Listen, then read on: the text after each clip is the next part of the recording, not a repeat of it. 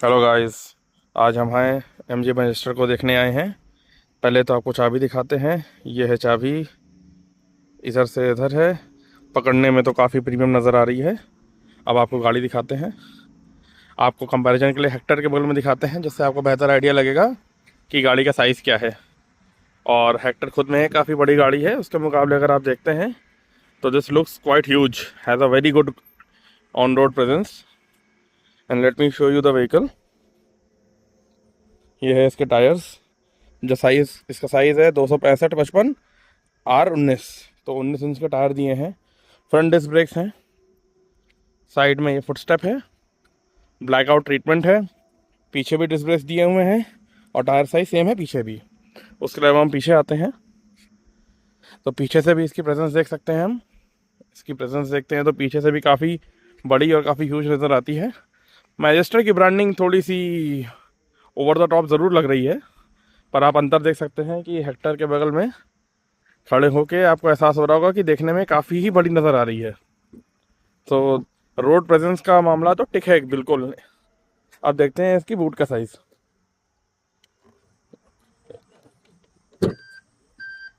काफ़ी तेज़ boot release है and obviously electric tailgate है। अब पीछे अगर सीट्स पूरी उठी हुई हैं तो आप देख सकते हैं कि बूट स्पेस स्टिल मैं कहूँगा इनोवा के अराउंड है। छोटे मोटे डफल बैग तो आ जाएंगे इसमें, इससे ज़्यादा तो नहीं आएगा। तो इसको बंद करते हैं और आगे देखते हैं। इसके बाद यहाँ से इसको देखते हैं। काफ़ी बड़ी है, काफ़ी लंबी है। वैसे इसमें इंजन जो दिया है वो 2 लीटर का इंजन है, 2 लीटर डीजल। ट्विन टर्बो है, 213 bhp है, 478 न्यूटन मीटर का टॉर्क है। और अगर स्पेस की बात करें तो पीछे इतना स्पेस है। ये 7 सीटर वेरिएंट है। बेंच सीट्स हैं इसमें। इसमें कैप्टन सीट्स नहीं है। और स्पेस के रेफरेंस के लिए मैं दिखाना चाहूँगा, आगे की सीट्स काफ़ी नॉर्मल सेट है। एक अच्छा खासा इंसान आगे बैठ सकता है और उसके बावजूद पीछे भी एक अच्छी खासी जगह मौजूद है। मैं आपको दिखाता हूँ, आतिफ आके बैठ के दिखाऊँ कि पीछे कितना स्पेस अवेलेबल है। देखिए, ऐसे करके आपको चढ़ के बैठना होगा। कंफर्टेबल रिक्लाइन कर सकते हो पीछे। हाँ, काफ़ी ठीक नज़र आ रहा है नहीं? अब इसमें सबसे पीछे जाके भी एक बार देखो कैसा स्पेस है। इसको पूरा ऊपर खींचोगे तो आ जाएगा और उठेगा, खिसकेगा आगे जाता। चलो ऐसे ही जाके देखो, समझ में आएगा। चढ़ जाओ। अब पीछे की स्पेस आपको दिखाते हैं। उस तरफ बैठो, उस तरफ। क्या कहते हो, कैसा स्पेस है? 5'9" के अराउंड तुम्हारी हाइट है लगभग, तो मेरे हिसाब से स्पेस बहुत रिस्ट्रिक्टेड है। नी स्पेस तो ठीक है, थोड़ा नीज अप है। अब नीज अप तो 7 सीटर्स में होता ही है, बट मतलब अगर कोई छोटा बच्चा बैठेगा या 5 फीट 3 इंच तक का आदमी बैठेगा तो आई थिंक 100-150 किलोमीटर तक के लिए क्वाइट कंफर्टेबल रहेगा। अब गाइस ये देखिए, आपको डिटेलिंग दिखाता हूँ। ये देखिए, यहाँ पे कार्बन फाइबर लुक दिया हुआ है। ये पूरा लेदर कुल्टेड है। लेदर वर्क का सॉफ्ट टच है। ये भी सॉफ्ट टच है, ये भी सॉफ्ट टच है, ये भी सॉफ्ट टच है, ये हार्ड है। और हम डैशबोर्ड में जाएंगे तो ये सॉफ्ट टच है, ये सॉफ्ट टच है, ये नीचे हार्ड है। और यहाँ ये ग्रे एलिमेंट्स दिए हुए हैं। उसके बाद सीट्स देखते हैं अगर तो हम, सीट्स यहाँ भी कम्प्लीटली इलेक्ट्रिकली एडजस्टेबल है और खास साथ में इसका लंबार सपोर्ट भी दिया हुआ है। और सीट्स की कुल्टिंग अच्छी नज़र आ रही है।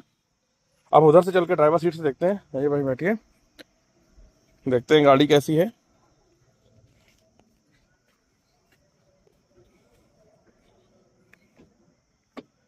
इसमें भी देखिए पूरा इलेक्ट्रिक सीट्स अवेलेबल हैं।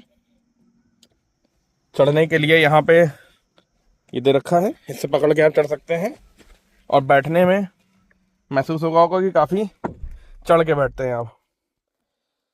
ये यहाँ पे कप होल्डर की स्पेस है, इसमें हम चाबी रख सकते हैं।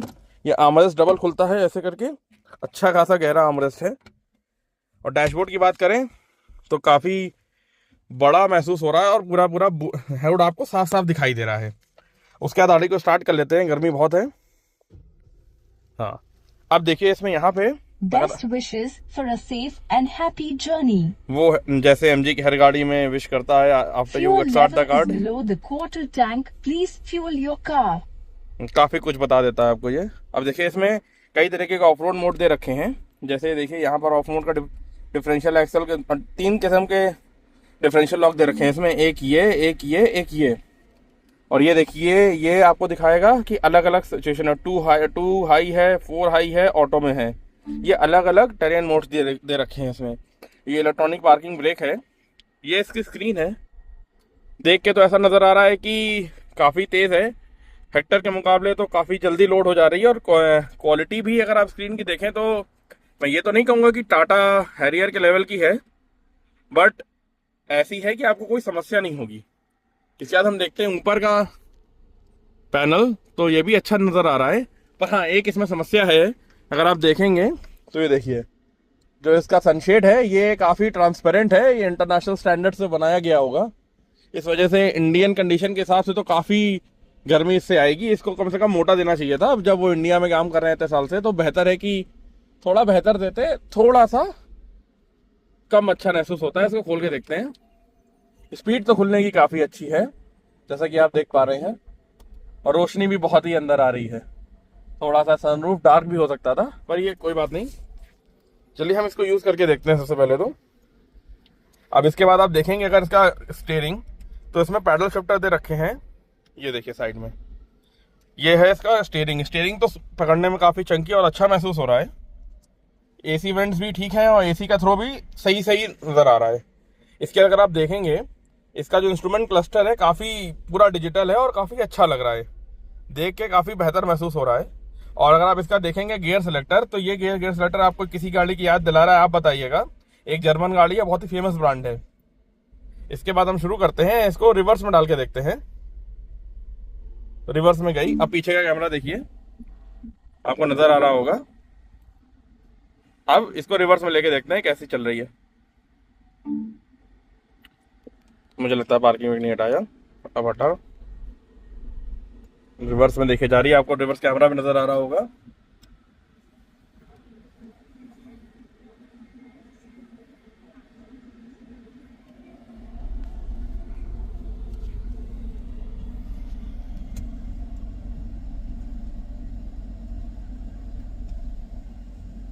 अब इसको ड्राइव में डाल के देखते हैं। D1 में आ गया ये।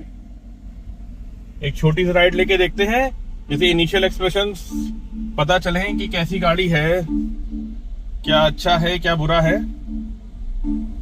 सीट बेल्ट लगा लेते हैं वरना बचती ही रहेगी।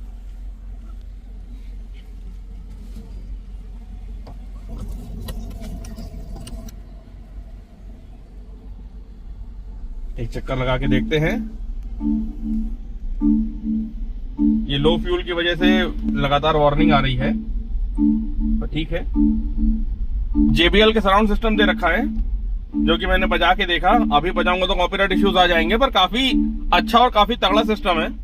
मैं कहूंगा फॉर्च्यूनर से बेहतर ही है, क्योंकि फॉर्च्यूनर में तो टोयोटा ने JBL का सिस्टम देना बंद कर दिया है।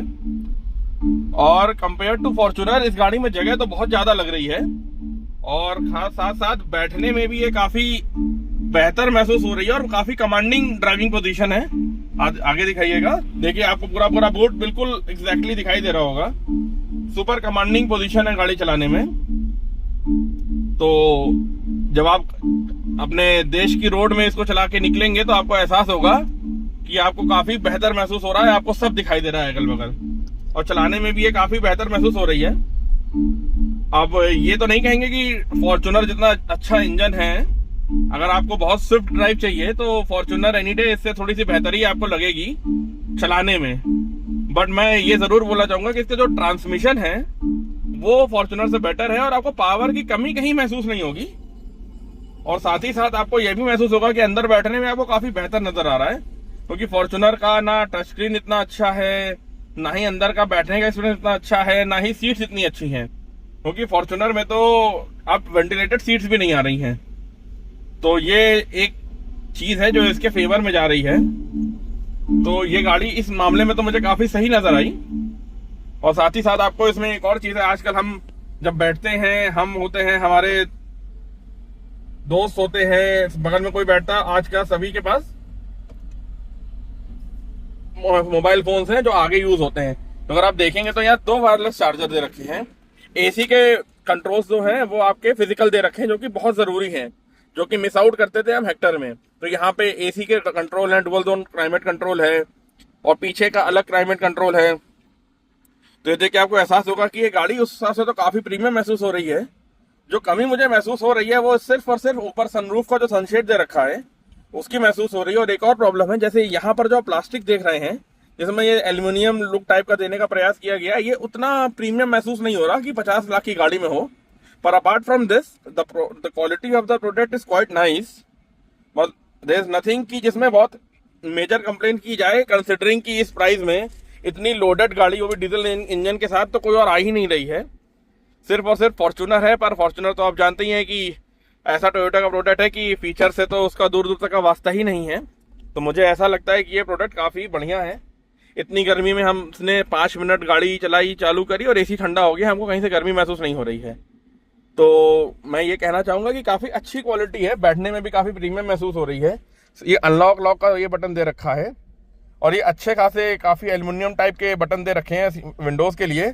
ये देख लेते हैं कि ड्राइवर साइड तो ऑटो अप ऑटो डाउन है और सब विंडोज हैं कि नहीं है,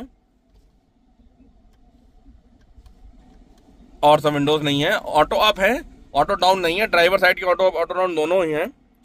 तो इस तरीके से अगर देखा जाए तो गाड़ी काफ़ी सही है। गाड़ी को लॉक करते हैं और जैसे आपने देखा कि I am a quite heavy build guy, तो उसके अकॉर्डिंग मैं देखता हूँ कि मेरी ड्राइविंग पोजीशन के हिसाब से मेरी आगे वाली सीट सेट है।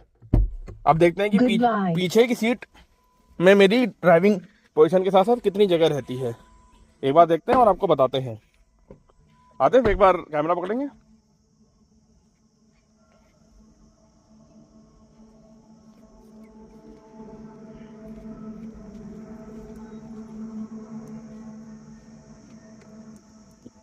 पीछे की सीट भी काफी कंफर्टेबल है, काफी अच्छा लेग रूम बचा हुआ है उसके हिसाब से देखा जाए तो।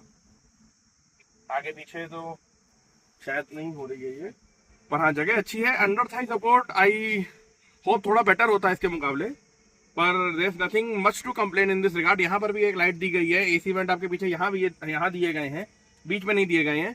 तो अगर आप ऐसे करेंगे तो I think better air flow लगेगा आपके मुंह के सामने, तो आपका चेहरा ठंडा ठंडा महसूस करेगा। और साथ ही साथ आप देखेंगे तो यहाँ हर जगह JBL की ब्रांडिंग दे रखी है। यहाँ पर भी एल्यूमिनियम टाइप का लुक दे रखा है, जो कि उतना प्रीमियम महसूस नहीं होता ये जो लाइट लुक है, पर ये जो लुक है ये दिस इज क्वाइट प्रीमियम। और ये काफ़ी बड़ी और ऊंची गाड़ी है, तो आप देख रहे हैं उतरने के लिए आपको ये पकड़ के इसमें आके ऐसे उतरना पड़ेगा। तो अगर आपके घर में एजेड लोग हैं तो मुझे नहीं लगता ये गाड़ी आपको लेनी चाहिए। और ये क्या कोई भी लैडर ऑन फ्रेम गाड़ी आपके लिए सूट नहीं करेगी, चाहे वो थार रॉक्स हो, चाहे फॉर्च्यूनर हो, चाहे मैजेस्टर हो। तो अब आपको ही डिसाइड करना है कि आपको लेनी ही नहीं लेनी है। पर हाँ, अगर फॉर्च्यूनर के मुकाबले आप इस गाड़ी को देखेंगे, फॉर्च्यूनर की ब्रांड वैल्यू बहुत ऊपर है, पर आप प्रोडक्ट टू प्रोडक्ट कंपेयर करेंगे तो this product definitely has an edge over Fortuner.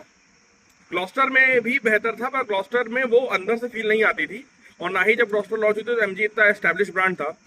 और अब जाके जब MG की गाड़ियाँ अच्छी बिक रही हैं, आप देखिए जाए विंडसर वगैरह काफ़ी ज़्यादा बिक रही हैं आजकल, तो इसके मुकाबले हम देखें तो गाड़ी काफ़ी ब्रांड काफ़ी हद तक एस्टैब्लिश हो गया है और अच्छी सर्विस भी दे रहा है, काफ़ी हद तक काफ़ी AMC प्लान्स भी हैं।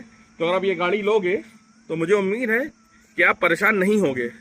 अब मगर जिसको फॉर्च्यूनर लेनी है वो फॉर्च्यूनर ही लेगा, पर उसके अलावा अगर आप ऐसे ग्राहक हैं जो निकले हैं 50 लाख में एक अच्छी गाड़ी लेने के लिए, तो आपके पास ऑप्शन में सिर्फ 4 ही हैं। एक कोडियाक है, एक टेरॉन है, एक फॉर्च्यूनर है और एक मैजेस्टर है। तो फॉर्च्यूनर तो लीक से हटा दीजिए। अगर डीजल में लेना है तो फॉर्च्यूनर और इसके अलावा कोई ऑप्शन नहीं है, तो एक अच्छा ऑप्शन ये भी बन जाता है। पेट्रोल में अगर आपको लेना है तो फिर आपके पास 2 ही ऑप्शन है, टेरॉन या कोडियाक में। तो अब फैसला आपका है। मैंने आपको एक ओवरव्यू दे दिया है। जैसे जैसे गाड़ी रास्ते में मिलेगी तो उसका लॉन्ग रिव्यू भी बना के आपको देंगे, तब आप और बेहतर एनालिसिस कर पाएंगे कि गाड़ी आपको लेनी चाहिए कि नहीं लेनी चाहिए।